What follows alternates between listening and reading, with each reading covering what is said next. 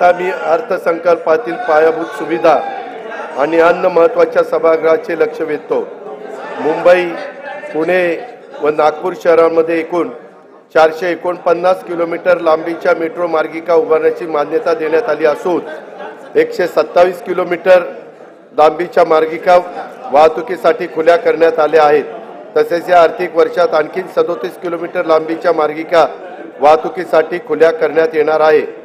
शिवडी नावाशेवा प्रकल्पांतर्गत शिवडी वरळी जोड रस्त्यांचे 57% काम झाले असून डिसेंबर 2025 अखेर या प्रकल्पाचे काम पूर्ण करण्यात येणार आहे।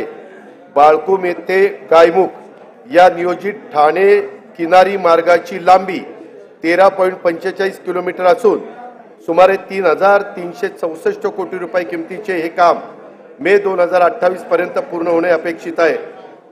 स्वराज्य रक्षक छत्रपती संभाजी महाराज मुंबई किनारी मार्गाचे बहुतांशी काम पूर्ण झाले असून दोन्ही मार्गिका अंशतः खुल्या करण्यात आल्या आहेत।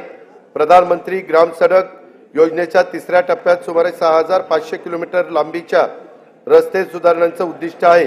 सद्यस्थितीत 2,303 किलोमीटर लांबीच्या रस्त्याचे काम पूर्ण झाले असून उर्वरित कामे प्रगतीपथावर आहेत। मुख्यमंत्री ग्राम सडक योजनेच्या तिसऱ्या टप्प्यात 23,000 किलोमीटर लांबीच्या रस्त्यांची कामे आगामी 3 वर्षात पूर्ण करण्यात येणार आहेत। भगवान बिरसा मुंडा जोड रस्ते योजनेसाठी 1,400 कोटी रुपयाची तरतूद करण्यात आलेली आहे।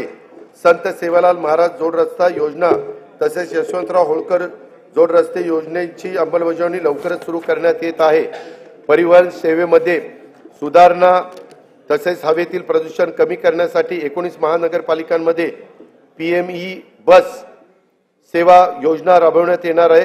इलेक्ट्रिक बसेस उपलब्ध करणे, बस आगारे आणि विद्युत पायाभूत सुविधा उभारणी आदी बाबींचा या योजनेमध्ये समावेश आहे।